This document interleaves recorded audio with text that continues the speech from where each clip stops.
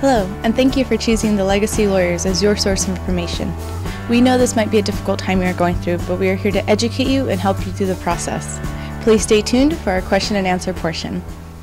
Good morning, Erin. Good morning, David. How's your morning going so far? Very well. Very well? Awesome. Mornings are always great. They should be. Mm-hmm. So, if, let's say, Grandma created a power of attorney, Mm-hmm. and then she became mentally incapacitated. Yes. Does she still need to create a conservatorship? That's a good question. It's very dependent on the facts.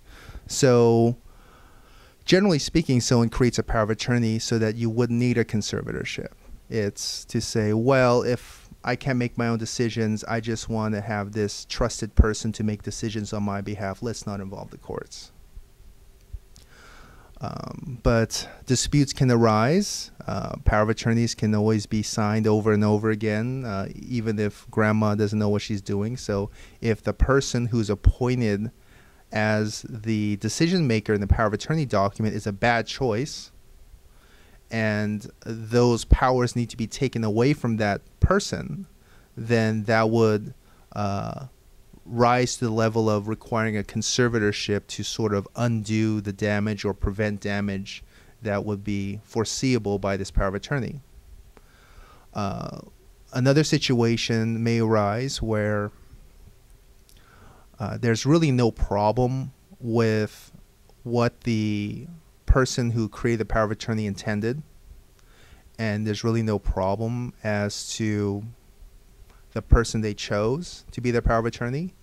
The problem may rise with there may be something wrong with the power of attorney document. Maybe it has vague language. Maybe there's a very unusual medical situation which the power of attorney, which is drafted very generally, creates a problem for the hospital. So in those situations, a conservatorship may be appropriate to sort of provide to give the provider of services adequate comfort to let this procedure go forward without any liability.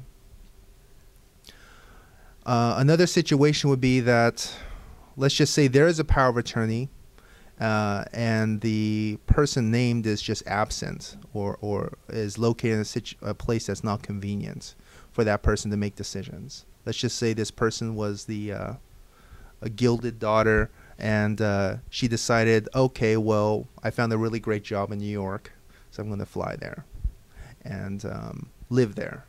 And then the rest of the family is local, and it was never updated, and now mom or grandma is incapacitated. She can't sign the new power of attorney. So then a conservatorship may be appropriate in that case. And another situation may be, and this will be my last example, is there is a power of attorney, and that person is to make decisions. There's nothing wrong with that person. But the rest of the family strongly disagrees with what that person wants to do. Strongly disagrees. And let's just say grandma's living in the house, and she has a whole bunch of family living at the house with her, and they love living at the house, but then the power of attorney will say, well, grandma needs to go to a boarding care facility. You guys are not taking good care of her. And they make such a dispute that whoever would be recognizing the power of attorney document to authorize something becomes very hesitant or skittish or just sort of unsure about whether or not this is going to come back at them. And, well, when that happens, people generally just don't do anything. And in that event, conservatorship may also be appropriate. Okay. Well, thank you very much for the information. Mm-hmm.